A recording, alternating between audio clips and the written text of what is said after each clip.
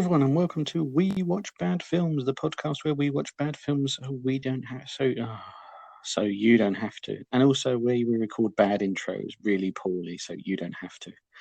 Ah, dear, that was a terrible start to a terrible show, no doubt. I'm Gary, but with me is Jay. Hi, Gary. Do you know, you'd think by 14 episodes, 15 episodes, I'd get this right, but, you know, I guess that's why we are what we are. How are you?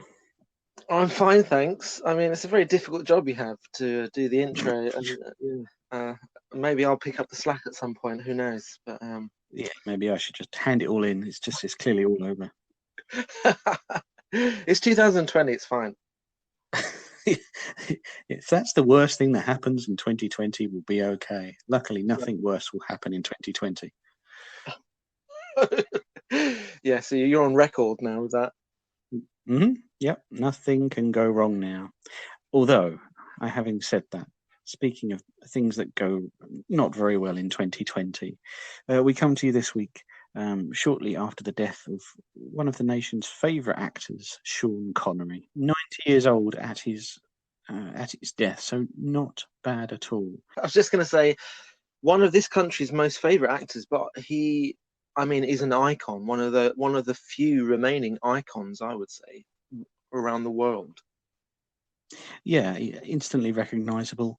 And I was thinking to myself, you don't really hear anyone say either, yeah, I don't really like that Sean Connery. Yeah, that film was okay, but I didn't like Sean Connery. I don't think anybody ever says that, do they? And they probably say that about every other actor ever. But nobody says, oh, that Sean Connery's in it. Yeah, Sean Connery is one of those old school type actors who is just a firebrand of personality on screen.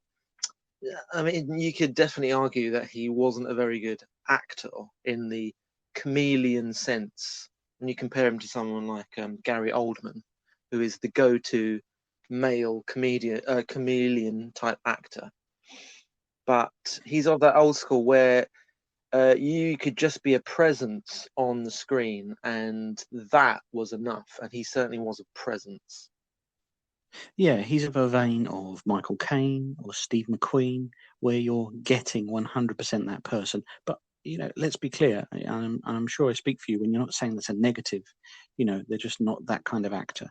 They're bringing charisma, they're bringing wit, they're bringing charm and style with them. It's almost like the brand they bring with them comes into the film and lifts it. Yeah, I would say, I mean, I don't know huge amounts about Sean Connery's back catalogue, but I do know he's been in some stinkers in his time. But I don't think anyone would say that he was bad in any of those films. I think he just happens to have chosen poorly sometimes. Yeah, you could say in certain films where he refuses to lose his accent and he's playing someone from a completely different country. Yeah, I mean, he's not really acting like other people might, but I don't think anyone would say that he was ever bad. You mean like when he was the Spaniard in Highland 2? Yes, I do mean that. Or an Irish American in The Untouchables. Yes, who brought a knife to a gunfight famously. Yeah. So, I mean, with that in mind, I mean, he played Bond, I think, 7 times, and unofficially and officially. And I know you're quite a fan of Bond. What was your favourite role of Sean Connery's? Well, I just watched yesterday. You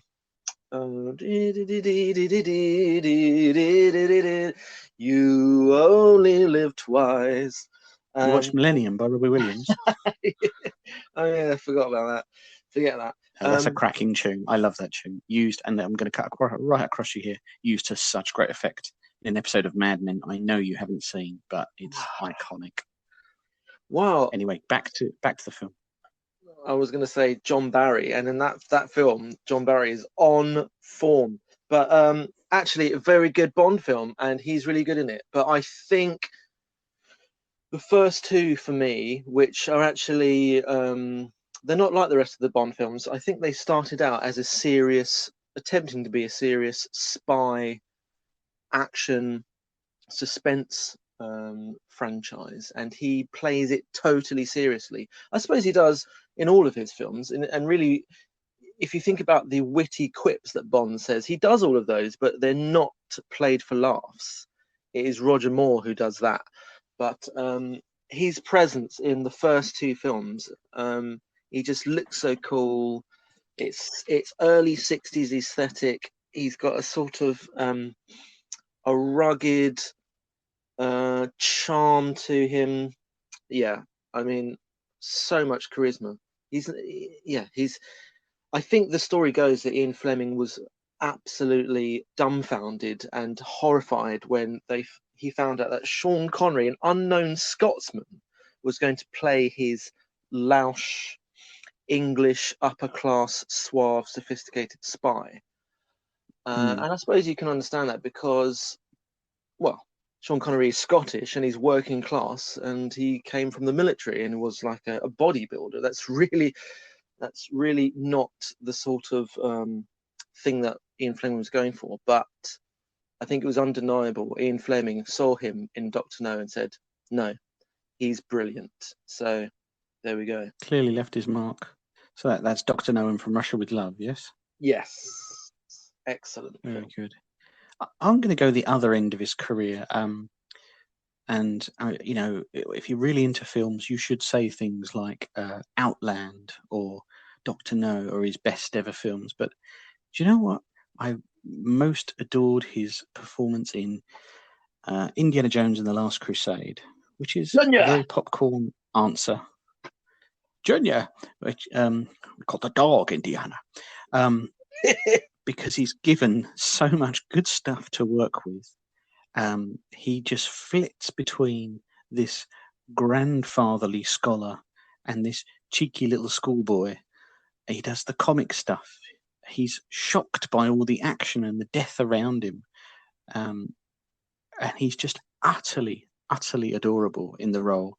And you have a great franchise. Well, you know, I think it's a great franchise. In Indiana Jones, Raiders of the Lost Ark, Temple of Doom, and then what are you going to do next? Oh, Temple of Doom. Let's move past that. What are you going to do next? You've got Harrison Ford as one of the ultimate action stars. So you put the action star of the previous generation in with him, Sean Connery, and my God, what a pairing! So great together. And that would have come from Steven Spielberg really wanted to do a Bond film, and he was talking to his friend George Lucas, and he was saying, "You know what? I think I want to do my next film is a Bond film." And George Lucas said, "Hold that idea. I've got a better idea." And George Lucas told him about his archaeology, sort of swashbuckling Indiana Jones idea, and then that's what happened. So what better way to cap the three-part Indiana Jones trilogy than by getting James Bond in as Indiana's dad? Brilliant idea. Indeed, I think it's inspired. Just on that George Lucas note, stay tuned to the end of the podcast. We're going to talk a little bit about George Lucas and call ahead to another episode at the end. So bear that in mind when we get to the end. So in memory of the great Scot passing, I thought we should watch what is regarded as one of his bad films that I've never seen, and that's Zardoz. Have you ever seen it, Jay? No, never seen it. I know exactly what it is. I mean, that image of him in his red bikini is emblazoned on my retinas. Never seen it. Yeah, I'm aware it's in a sort of sci-fi genre.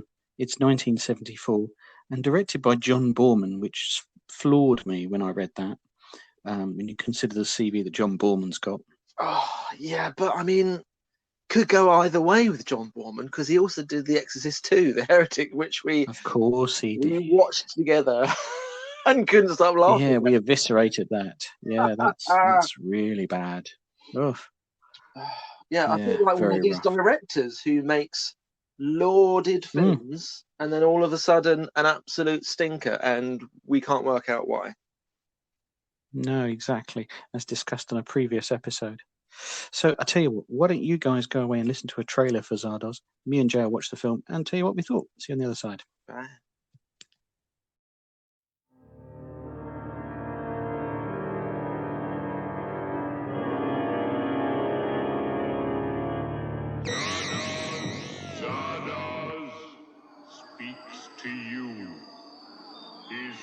chosen ones. The gun is good.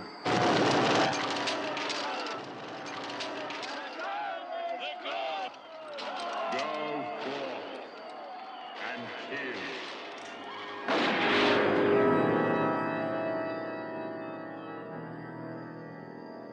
Came here in the stone head. I don't know. It is the only path and passage into the vortex. You will show me how you come to be here.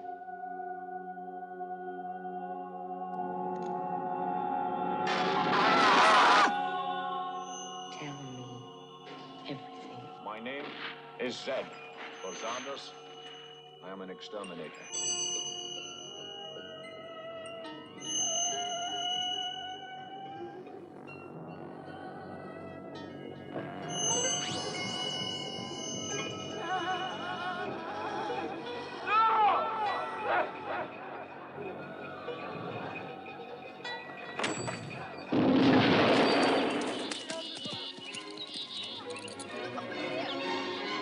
Caution, caution, you are approaching the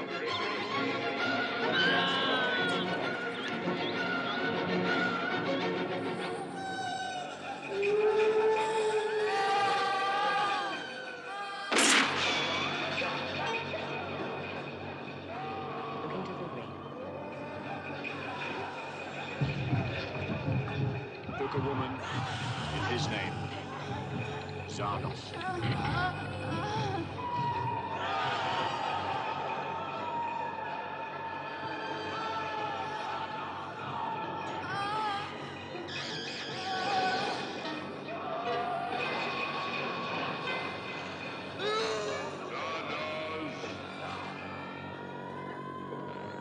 Zardoz!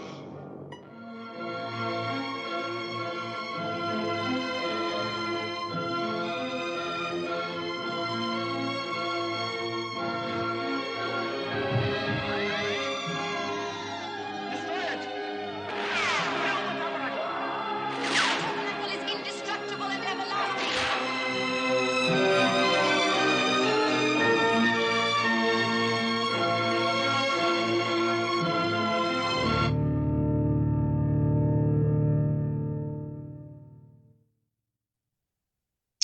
Welcome back to We Watch Bad Films. I hope you enjoyed that trailer.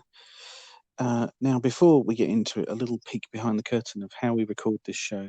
So, as you hear it, is literally how we record it. Which we record, we go off and watch the film, and we come straight back and talk about the film. So we don't have time to prepare any material or, write up detailed thoughts or go and, construct really well thought out things, which is going to be immediately apparent when we try and sum up this film. Jay, do you want to try and explain why I'm going to have trouble with this? The reason you're going to have trouble is because this film is a steaming pile of cack and makes absolutely no sense. I'm going to try to summarize some kind of plot, okay?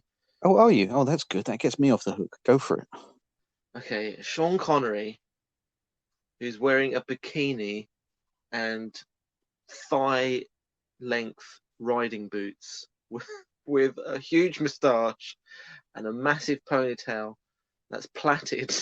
I mean, that's worth the entry fee just to see that.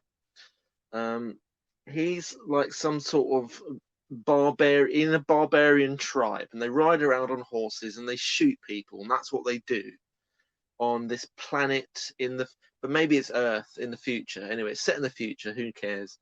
There's this huge giant stone head that floats around. I'm not making any of this up. And this tribe that Sean Connery is part of sees it as a god, and it's called Zardoz. And Zardoz tells this tribe, killing people is good. Let's say procreating is bad. We'll leave it at that.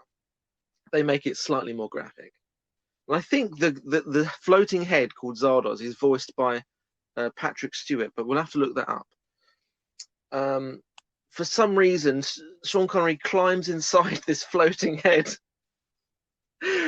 and he buries himself underneath what looks like a coarsely ground coffee.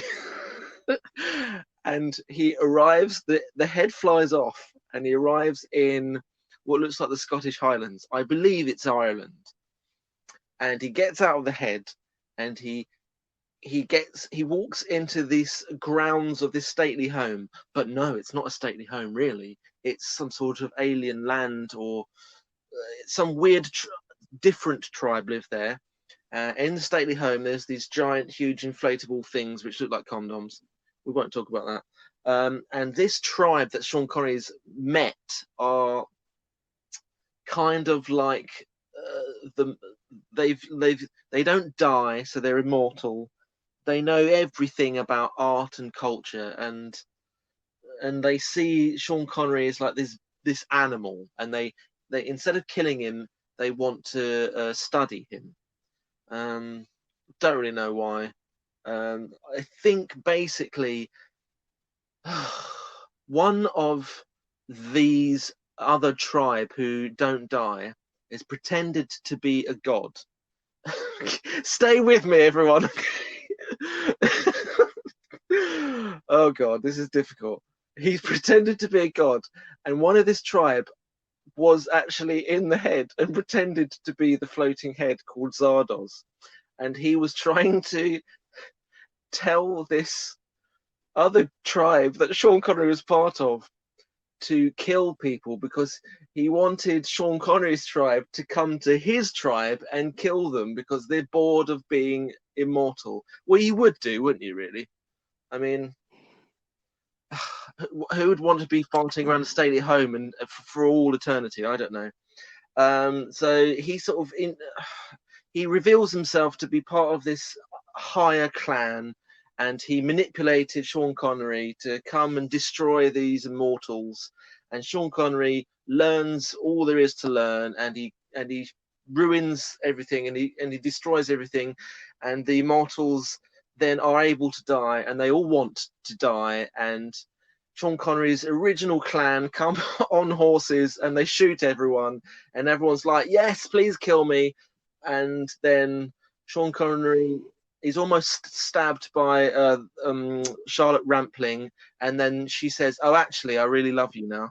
And they go off and they climb inside the head, and the head floats off, and it cuts to her sweating, and we're like, "Oh, why is she sweating? Oh, she's giving birth."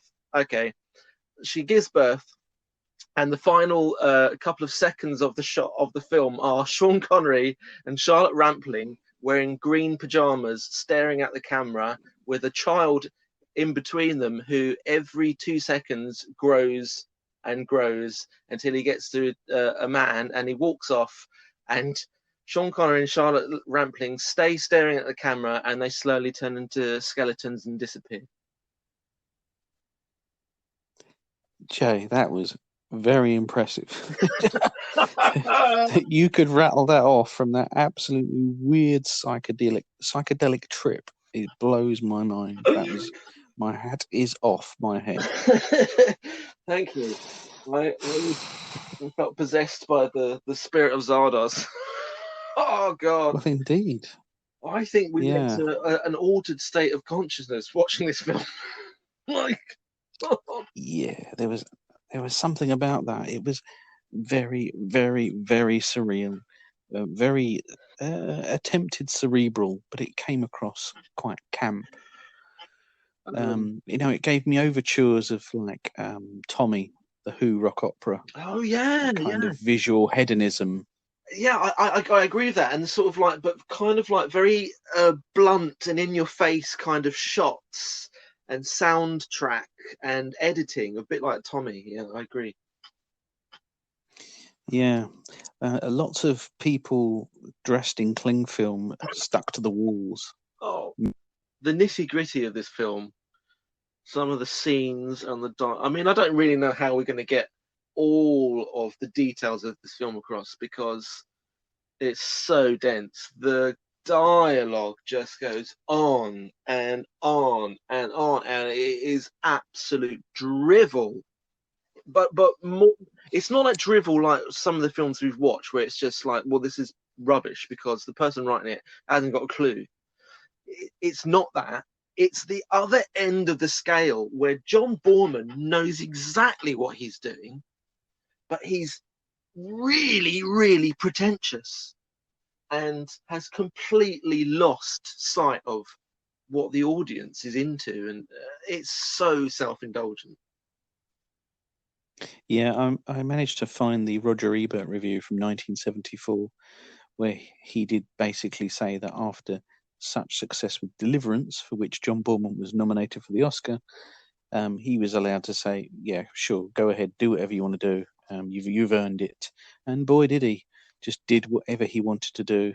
Oh, It's always a challenge when you get the writer, producer, director being the same when person. we did say You know, when it came up on the credits, we were like, "Oh dear, writer, producer, director. That's never a good sign."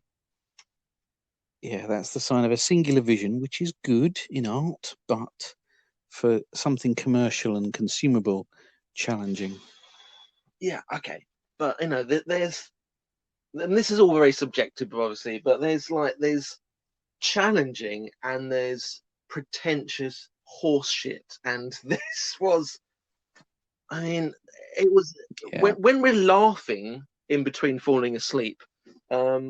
I'm sure John Boorman that is not his intent when he made this film. It was not his intent to make the audience either fall asleep or laugh every other scene. No, you're probably right. It just felt like it wouldn't stop. It needed to lose at least 40 minutes, I think. Hour and 40. Well, yes, considering it was an hour and 39 long. Yeah. Yeah. But I'm trying not to absolutely crap all over it. It's really hard. There's some. It's so bad. I just want to be clear. This film is so bad, and it's surprisingly bad because Gary, when you picked this film, and this is our tribute to the legacy of Sean Connery, who actually is basically okay in this. He doesn't really say very much. He looks ridiculous, but he carries it off just about. But when you told me you wanted to watch this film, I was like, oh, okay. I imagine this film's going to be campy and a bit wacky, a bit like Battle Beyond the Star, but it's going to be watchable, Yes. and it's going to have a vaguely coherent story because it's John Boorman. You know, he's a massive director, but we were completely wrong. It is an absolute pile of poo. It is the pretentiousness that really sticks in the teeth. You know, it's not fun. And it could be a lot of fun, actually. You know, it could be like a Barbarella, but It looks like Barbara. it ends up being like but it ends up being like a poor man's 2001. Yeah, and not the good bits of 2001. It's Oh, in fact, at some points you said Planet of the Apes as well. yeah, because it's got elements of all, like the look of it. It's got elements of Planet of the Apes, elements of 70s Doctor Who, elements of a lot of those 70s sci-fi or fantasy films. It's a little bit BBC actually, but It is a bit. but it is so incomprehensible, and everyone talks in this faux Shakespearean tone, and the characters are there are no characters. I mean, Sean Connery's character is called Zed, and there is Zed is dead. There is no characterization to him. Everyone is a zero, and the acting is. I mean, there's some heavy hitters in here. I mean, Charlotte Rampling is still going. The acting is so over the top and shinky shonky. Ugh. Okay, what about the cinematography? It looks nice. It's well filmed. Yeah, it's a very nice looking film, and I had to sort of grab you and say, look, it does look nice, doesn't it? There's one scene of a dinner table, of a banquet table, where they have vines dropping from the top of the screen. They have the food along the bottom, and you have this brilliant white center where the actors are, and it's a really, really well put together shot in particular. Or there's a scene of Zed browsing the library, which sounds worse than it is, with these dark bookshelves either side, and his form, scrabbling through trying to find something. There's lots of really good visuals in it. The Zardoz head himself, who you described as Brian Blessed, is actually a really nicely designed thing, and I think it's kind of cool and should have a more iconic status in sci-fi. Yeah, I would second that. It does look good. It's certainly bold, which actually, when the film started, the first few seconds, and then it cuts to a floating head, it was like we both said, "Well, you can't fault John Boorman for not being bold, because it is a very bold film. It looks bold, it sounds bold." What I will fault it for is the costume design. The costume design is awful. It's really 70s, and I'm afraid. Yes, but not in a good way. Not in a good way. And I'm afraid. More like Play for Today. Yeah. I'm afraid Sean Connery, that has tarnished his career, I'm afraid. That look of him in that bikini with those boots, it does not wash with me, Sonny Jim. It was a real struggle to get through.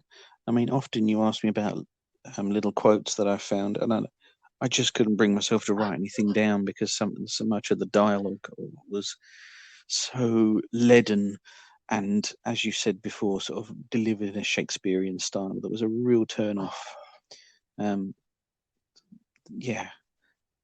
got really worried at one point when they started discussing how evil erections were. I thought this was going to go in a really different direction. Oh no, I forgot about that.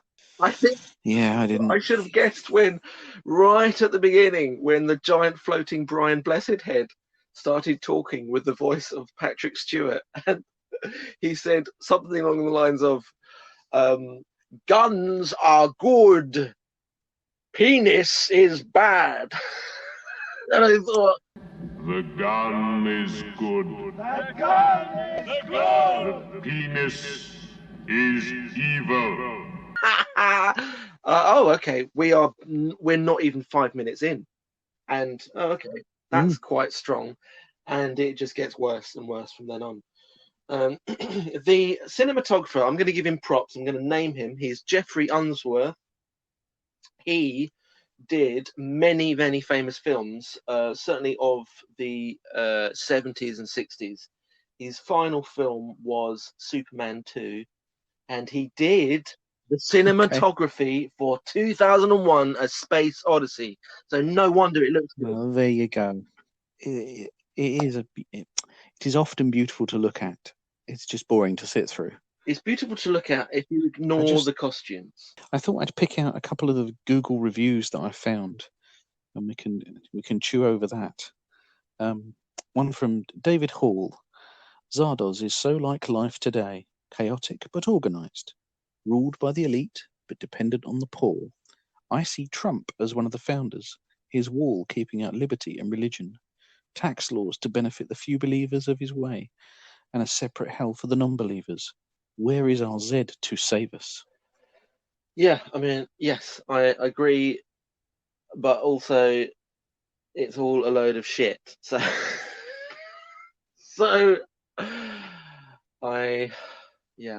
I'm afraid I can't buy into John Boorman-esque pretentiousness. Yeah, here's another one from Craig Andrew. What film are you going to find Sean Connery in a loincloth and a handlebar tash rogering a mortal? Mint. That's more like it. Yeah, it's enjoying it for what it is, I guess. I kept saying to you through the film, I was like, I'm astounded at this. I've never seen a film like it. It's so bad and it's so up its own vortex. I would really be interested to know what the reaction of cinema goers when it came out was, because it's James Bond, but he's in a bikini, and it's incomprehensible tosh. So I wonder what the audiences thought at the time. Yeah, I mean, it's 1974. Sean Connery's the hot actor of the time, and so therefore key pull. Oh, Sean Connery film. Let's go and see that. And they must not have enjoyed that if that's not what you're expecting. Yeah, I mean, surely this must have really dented his career, because how can anyone have gone to see it? It's incomprehensible. And I will say, Sean Connery, I don't know all of his films, but he has got some stinkers, like I said at the beginning. And you wonder why he said yes. I suppose it's because the prior film was Deliverance. Did he not read the script or see the costume designs? I'd imagine if you're an actor, you probably would read the script. And if he had read even the first few lines of the introduction, I mean, I probably would have put the script back and said, yeah, no thanks. I guess either he got along with him really well, or he saw something in the script that was really interesting, or he didn't have to travel very far to film it. He probably liked the gold in Wicklow where it was filmed. Yeah, he probably did, yes. There were a lot of nubile young ladies with their nipples out, kissing and caressing him. Maybe that swung it for him. There was a scene where all of the characters were discussing his penis. That happened. That did happen, didn't it? I think so. Yeah. So it's not a hard one to guess, Jay, but would you recommend Zardoz? No, absolutely not. It is. It's an ordeal. I would prefer to have seen a sequel or a prequel just about the floating Brian Blessed head, quite frankly. Yes, and even better if it was played by Brian Blessed. It would be amazing. Yes. That's a film. The penis is evil. There you go. That's what I want to see. What a lad. So those of you that stuck with us all the way through the pod, thank you very much, first of all. And second of all, I did say I was going to tease ahead. Our next episode is a George Lucas special. George Lucas is really special to Jay and I. So we're going to discuss some of his work in the next episode. So if you've got any thoughts about his work, we'd really like to hear about them. We're going to discuss the film THX1138. Please get in touch with us at Twitter at We Watch Bad Films, Instagram at We Watch Bad Films, or email us at wewatchbadfilms@gmail.com. Let us know your thoughts about George Lucas films, specifically THX1138, and we'll discuss them on a future show. But for now, I think that's it for us. So thank you very much, Jay. Thank you very much. Bye. Bye.